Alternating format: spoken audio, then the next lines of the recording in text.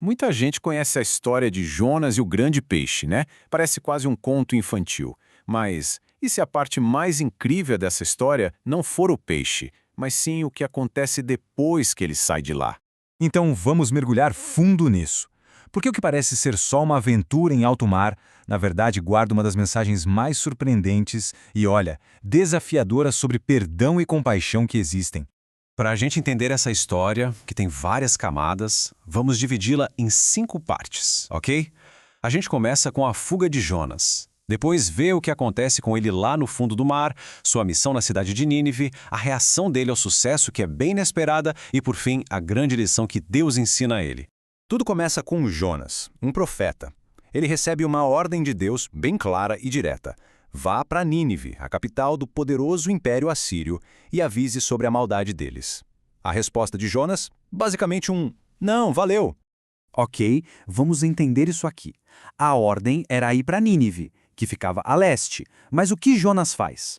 Ele não só ignora, ele vai até o porto, compra uma passagem e embarca num navio que ia para Tarsis, lá no oeste.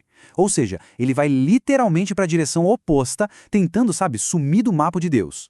E este mapa aqui dá uma boa ideia do tamanho da desobediência. Tudo indica que Tarsis ficava onde hoje é a Espanha, que na época era considerado o ponto mais distante do mundo conhecido. Quer dizer, ele não se escondeu na cidade vizinha, não! Ele tentou ir para o fim do mundo para fugir da missão. Mas como era de se esperar, não dá para fugir de Deus, né? Uma tempestade terrível atinge o navio. Enquanto os marinheiros, todos pagãos, estão lá desesperados clamando aos seus deuses, adivinha onde está Jonas? Dormindo no porão. Depois de tirarem a sorte para descobrir o culpado, ele finalmente admite: a culpa é minha, eu tô fugindo do meu Deus. Ele mesmo diz que a única solução é jogá-lo ao mar, e depois que o fazem, a tempestade para na hora. E aqui a gente chega na parte mais famosa da história. Jonas não se afoga. Deus já tinha preparado algo, ou melhor, alguém, para recebê-lo. E essa oração que a gente vê na tela é a primeira vez que lemos Jonas orando no livro. Pensa só nisso. Ele não está orando no conforto de casa ou no templo. Ele está clamando do ventre do abismo. É um grito de desespero, mas que já mostra um arrependimento profundo. E por falar nisso, era uma baleia? Um peixe? O que era, afinal? Olha, no hebraico original, a palavra é dag gadol, que significa grande peixe. Já no Novo Testamento, em grego, usam ketos, que pode ser peixe gigantesco ou até monstro marinho. Então, o ponto principal aqui não é a biologia. A questão é que aquilo foi um veículo preparado por Deus para salvar e, ao mesmo tempo, disciplinar o seu profeta. Depois de 3 dias e 3 noites, o peixe vomita Jonas em terra firme.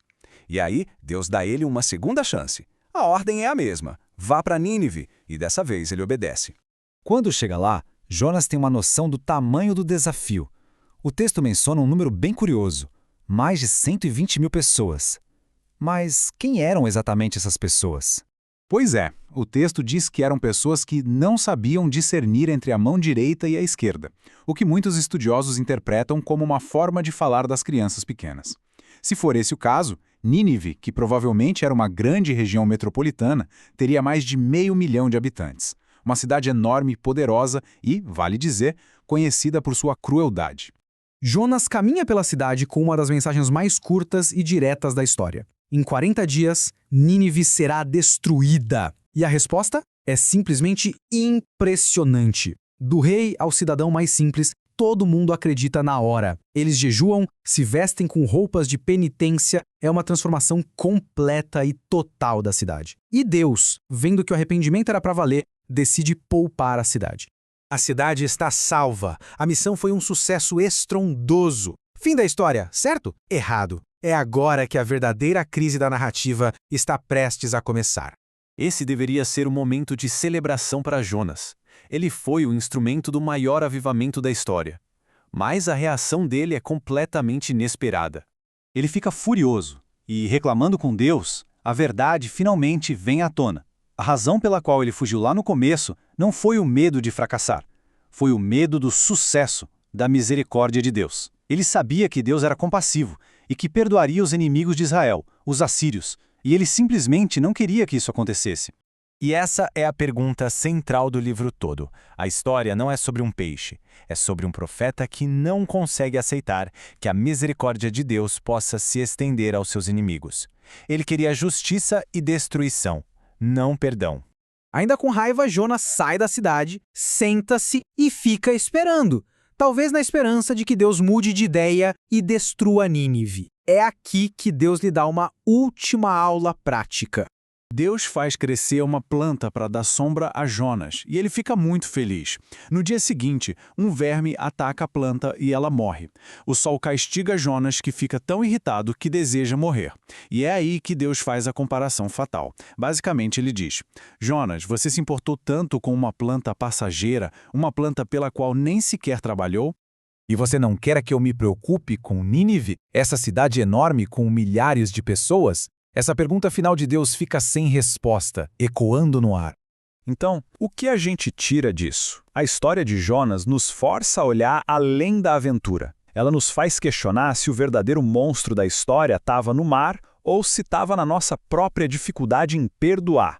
O ponto crucial é a luta interna de Jonas contra um Deus cuja misericórdia é maior do que a dele.